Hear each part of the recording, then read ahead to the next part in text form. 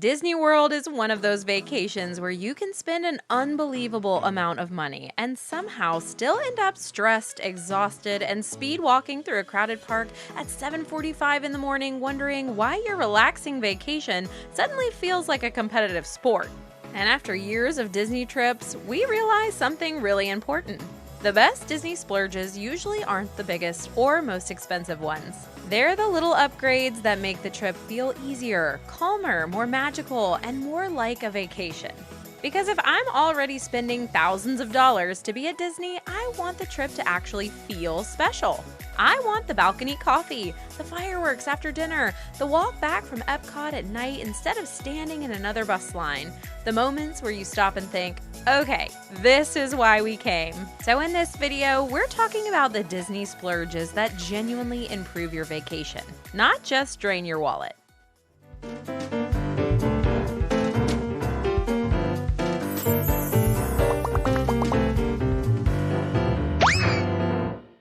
Hey, it's Jessica with Happily Everywhere Travel Blog, and today we're talking about the Disney splurges we genuinely think are worth the money, and a few that are absolutely not for most families. I know when most people click on a video about Disney splurges, they're probably expecting things like VIP tours, firework cruises, private experiences, insanely expensive upgrades, and sure, some of those are probably amazing. But after years of Disney trips, I've realized the things that impress most people are usually not the craziest expensive experiences. They're the little insider moves that make your family look at you like, how did you even know about this? Like timing an Ohana dinner reservation so you walk out onto the Polynesian beach just as Happily Ever After starts. Or booking a resort near Epcot so instead of ending the night standing in another giant transportation line, you're casually strolling back through the boardwalk with a festival snack in hand while everyone else looks exhausted. Or waking up at Animal Kingdom Lodge and seeing giraffes right outside your balcony before you've even made it to the parks. Those are the moments people remember, and a lot of them don't cost nearly as much extra as people think. Some of them don't even cost extra at all. They just take good planning, which brings me to one Disney splurge we'll happily pay for every single trip: Lightning Lane. Now, this one might be a total no-brainer to seasoned Disney veterans.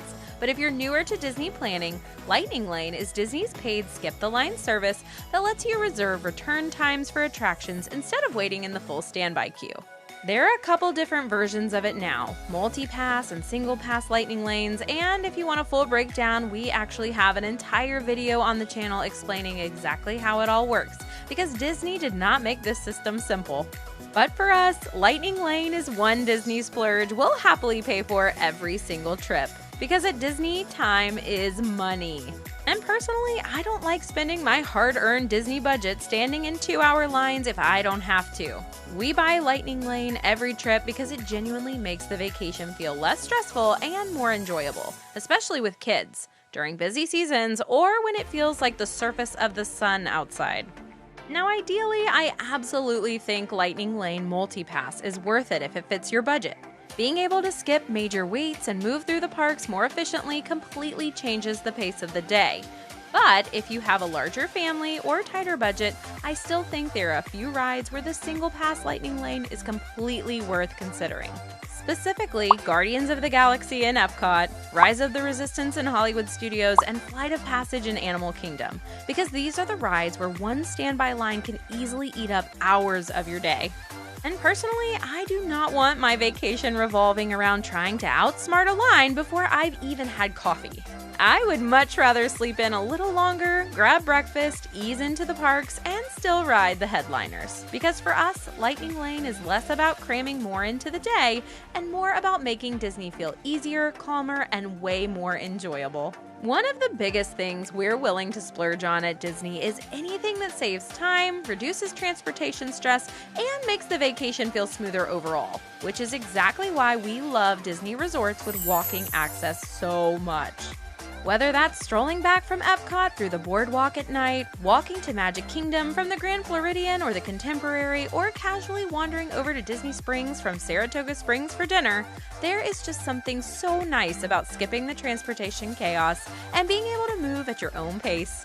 Because Disney transportation can absolutely eat up more time than people realize. And after a long park day, there's a huge difference between, okay, everybody, let's figure out the buses with crazy long lines, sleeping kids in strollers and standing room only, and let's just walk back, especially at night. Because when Disney feels easy, it feels more magical. And this is why we'll almost always choose a shorter trip at a more convenient resort. I personally would rather do 4 amazing nights at Beach Club or Boardwalk than 8 days feeling exhausted and stuck dealing with transportation all vacation long. Because to us, convenience is part of the luxury. Once you start prioritizing convenience and comfort at Disney, that mindset naturally carries over to the room itself, too. Because where your resort is located makes a huge difference. But another splurge that has been an absolute game changer for our family is staying in Disney Vacation Club or DVC style rooms. Now, if you're newer to Disney, Disney Vacation Club is basically Disney's timeshare program, but you do not have to be a member to stay in these rooms. You can book them directly through Disney, or many people rent points from DVC members to stay in them for less. And these rooms are very different from your standard Disney hotel room with 2 queen beds and 1 small bathroom. DVC rooms can include things like separate sleeping spaces, living rooms, balconies, kitchens or kitchenettes, washer and dryers, and just a lot more room to spread out as a family. Once you stay in one with kids, it's really hard to go back. Now, this might be one of my biggest Disney opinions. I think a lot of people spend thousands of dollars on beautiful Disney resorts and then barely experience them. Because Disney has somehow convinced everyone that vacation should feel like an Olympic endurance event. Meanwhile, I'm over here happily sitting by Stormalong Bay Pool with a cocktail in hand thinking, I actually think I'm winning Disney right now. And some of our favorite Disney memories are slow mornings on the balcony, pool afternoons, late night walks on the boardwalk, monorail hopping, watching animals at Animal Kingdom Lodge, grabbing drinks at 3 Bridges, fireworks from the Polynesian Beach, because that is all part of the magic. Some of those moments mean more to me now than racing from ride to ride all day. And the best part is that none of these things require a park ticket whatsoever. Something simple I think a lot of Disney guests overlook is their arrival and departure strategy. This is one of the most underrated Disney splurges, even though technically it's not really a splurge at all. It's just planning your flights or travel days intentionally. If you can arrive early enough to actually enjoy your resort on check-in day, do it. And if you can avoid one of those miserable super early departure mornings at the end of the trip, even better.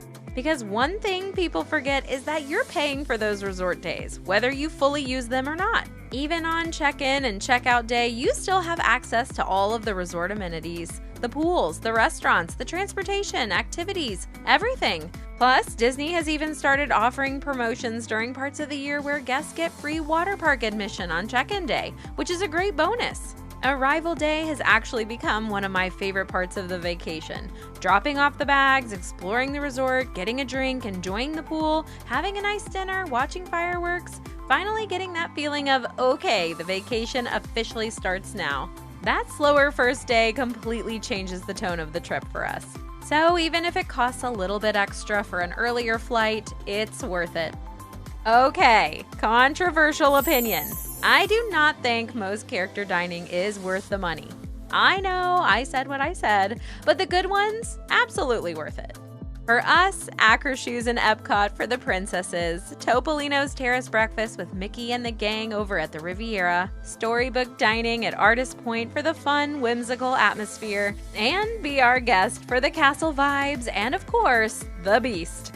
Those feel memorable, not only because the food is good, but because the experience actually feels magical.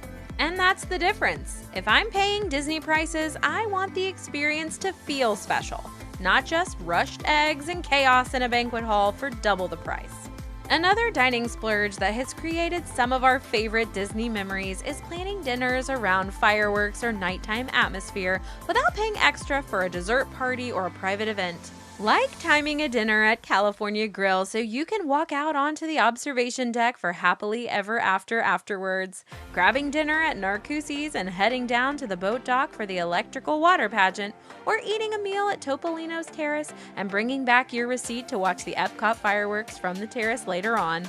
All of these are little Disney planning master tricks that people don't always realize. You don't necessarily need the most expensive experience. You just need to plan intentionally, because there's a huge difference between, okay, dinner's over, now let's fight the crowd somewhere for fireworks, and we already have the perfect spot. If you want to know where the best spots to watch fireworks or nightly entertainment are without paying for a park ticket, check out those videos on the channel. Now, if you can swing Disney during Halloween or Christmas season at least once, I genuinely think it's worth it, especially Mickey's Not So Scary Halloween Party, Mickey's Very Merry Christmas Party, the Epcot festivals, and all of the fall and holiday resort decorations. That atmosphere feels insane, because Disney already feels magical, but holiday Disney feels like someone turned the magic settings up to an unreasonable level. Walking into some of the resort lobbies during Christmas just feels special in a way that's hard to explain unless you've experienced it. Now, yes, it's more crowded, and yes, it's definitely more expensive during these times of year, but for us, it has been so worth it. And if you're looking for a true once-in-a-lifetime experience, New Year's Eve at Disney completely exceeded our expectations. The fireworks were unbelievable. Epcot had DJs everywhere, and the silent disco was so fun. The energy was awesome. And one thing a lot of people don't realize is that if you're there during the week, you can actually see Mickey's Very Merry Christmas Party parade in Magic Kingdom during regular park hours without needing a party ticket, which feels like a bonus. There's just something about Disney during the holidays that feels extra emotional and memorable. It's one of the few Disney splurges where the atmosphere alone completely changes the vacation experience. Now, not all Disney room and upgrades are created equal. Savannah views at Animal Kingdom Lodge, worth it. Firework views, absolutely. Theme park views, heck yeah. Rooms listed as preferred view, respectfully, no. There's a huge difference between this upgrade changes the experience and Disney found a creative way to charge me another $45 a night. Views are one of those things that can make the quiet moments at Disney feel unforgettable. Coffee on the balcony while giraffes walk by, that's peak Disney to me. Split stays are another one of my favorite Disney strategies ever, especially if you want deluxe experiences without paying deluxe prices for your entire trip. Doing something like French Quarter and Beach Club, Animal Kingdom Lodge and Boardwalk, or a moderate and then finishing at a monorail resort lets you experience completely different vacation vibes in one trip. And for us, Disney resorts are part of the vacation. Sometimes changing resorts halfway through almost feels like starting a second vacation, with new amenities, new transportation access, and a completely different atmosphere. Now, of course, not every Disney splurge is going to feel worth it for every family, but personally, a few things we usually skip are most preferred room categories, trying to rope drop every single day, overbooking dining reservations, and staying super far away from the parks just to save money. Because for us, saving a little money up front usually is not worth adding transportation stress and exhaustion to the entire vacation. At the end of the day, almost every Disney splurge we love comes down to one thing: convenience. Because convenience creates less stress, more flexibility, better moods, more rest, more family time. And that's what actually makes Disney feel magical to us. Not trying to squeeze every possible dollar of value out of every minute until everyone's exhausted and overstimulated by day 3. Disney's expensive either way, so I'd personally rather spend intentionally on things that make the vacation feel better. Because years later, you don't remember the extra $20 or even the extra $200. You remember the fireworks, the resort music, the balcony coffee, the pool days, your kids falling asleep after the perfect day, the feeling that for a few days life felt really magical. Those are the Disney splurges we'll happily pay for every single time. And honestly, I think that's the sweet spot with Disney. Not spending the most money, just spending on the things that make the memories better. If you made it this far, let me know in the comments what Disney splurge is always worth it for your family, because I know everyone has the one thing they'll justify every single trip. And if you enjoyed this video, make sure to subscribe to Happily Everywhere for more Disney planning tips, resort reviews, and realistic ways to make your vacations feel a little more magical without wasting money on the wrong stuff. It's Jessica with Happily Everywhere Travel Blog, and I'll see you in the next one.